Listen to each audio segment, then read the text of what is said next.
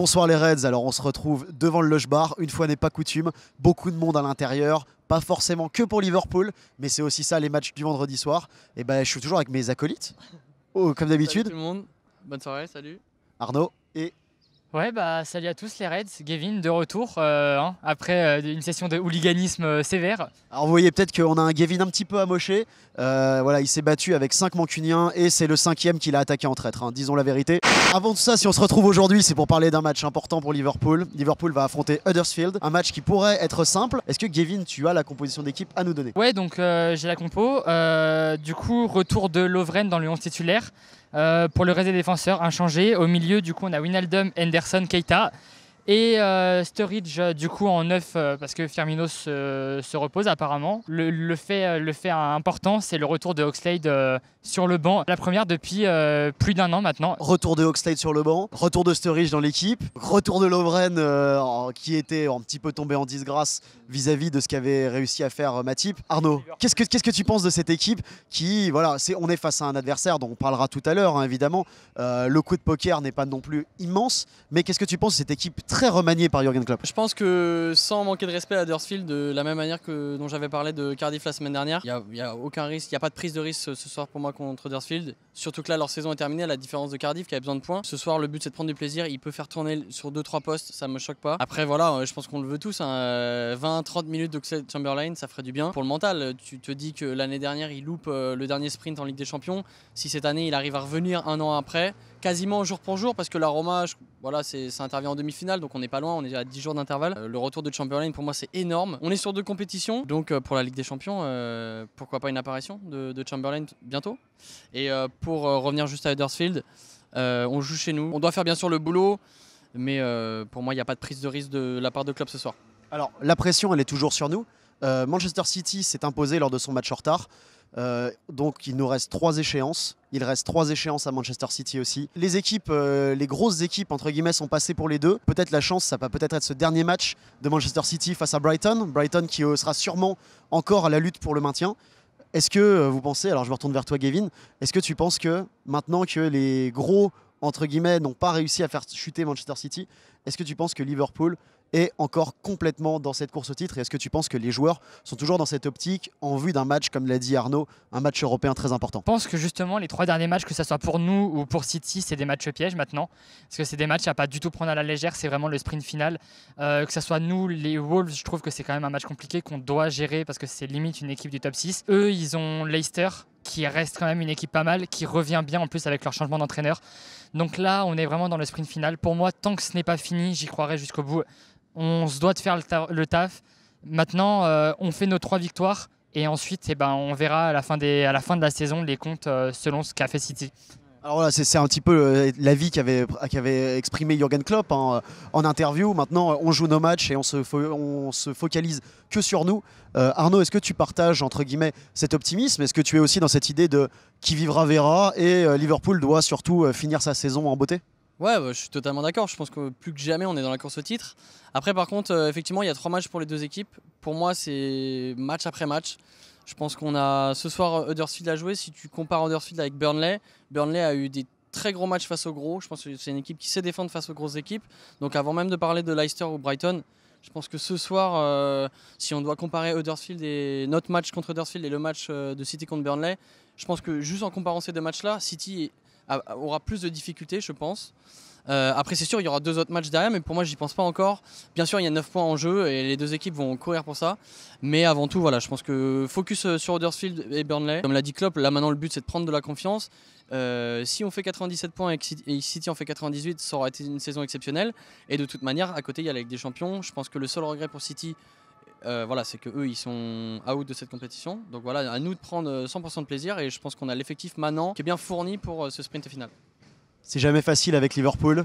Comme tu l'as dit, on va vraiment suivre l'équipe jusqu'au bout, voir si Liverpool va pouvoir le faire. C'est pas encore l'heure du bilan. En tout cas, le plus important maintenant ce soir, c'est le match face à Huddersfield. Et ben écoutez, on va se retrouver au Lush, voir un petit peu ce qui s'est passé et puis on débriefe tout ça après. Come on, you Reds. Ce sera toujours difficile avec Liverpool. Oh bah alors, regardez qui on a. Il s'en fout, il va se mettre tout seul dans son montage, il n'y a pas de souci. Est-ce que tu peux nous redire ce que tu nous as dit à Porto? La Superbox, ce qui est bien, c'est que c'est quand même une bonne bière. T'étais démonté, frère. Ah ouais, grave, ouah, j'ai vu ça. Vraiment, je le dis et je le répète, super bien.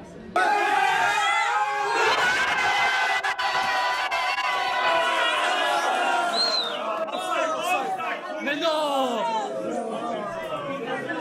Tu l'as fait! Tu connais les gens.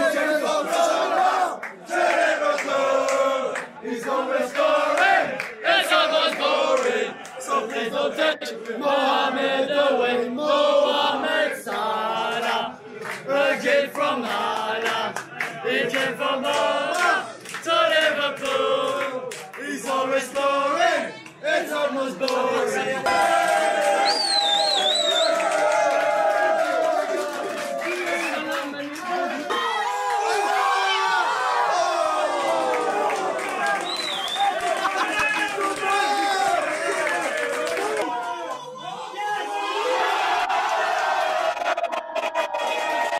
Et on se retrouve devant le Lush Bar après une victoire vraiment extraordinaire de Liverpool. 5-0, qu'est-ce qu'on pouvait espérer d'autre en même temps? Je suis avec notre ami Nils, notre Virgil van Dijk local. On a vu une belle partie de Liverpool. Liverpool s'est imposé, donc on s'attendait évidemment contre Huddersfield, une équipe qui n'a plus rien à jouer. Qu'est-ce que tu as pensé de la performance des Reds? Est-ce qu'ils ont été même au-delà des espérances qu'on pouvait avoir? Ah oui, gros match, 5-0. On fait un très beau match. Le man of the match, Andy Robertson, qui délivre une passe décisive, le doublé de Mo Salah et doublé de Sadio Mané. On ne pouvait espérer mieux que ça, quoi. 5-0, franchement, on aspire à devenir champion le 12 mai en espérant un faux pas de Man City. Mais franchement, merci Liverpool et 5-0, gros match contre Huddersfield. Et du coup, on est avec Rachel devant le Lush Bar après ce match. Grosse performance des Reds, encore une fois, 5-0. Rachel, qu'est-ce que tu as pensé du match de Liverpool? Est-ce que tu t'attendais à une victoire aussi large? Et surtout, est-ce que tu penses que ça, pour les deux matchs qui suivent, c'est de bon augure ou est-ce que ça va quand même être compliqué? Bah alors, c'était vraiment pas mal pour un match. C'est une bonne surprise. 5-0, honnêtement, je m'y attendais pas du tout. Ça aurait été mieux 6-0, hein, on est d'accord? Toujours mieux 6-0. Voilà, mais c'est promettant, ils sont ambitieux et on attend des bonnes réussites dans la suite. Voilà, on croise les doigts et on espère. Alors du coup, il nous reste à parler de la suite. Il nous reste encore deux matchs de championnat, sans compter évidemment les matchs européens. Là, on est plutôt dans le pronostic. Est-ce que tu penses que Liverpool va être capable de coiffer City au poteau dans les dernières journées, ou est-ce que tu penses que malheureusement City sera trop fort pour être rattrapé? Non, ils peuvent le faire. Moi, j'y crois. Franchement, ils peuvent le faire. Eh bien écoutez, ça va nous suffire. Merci beaucoup Rachel.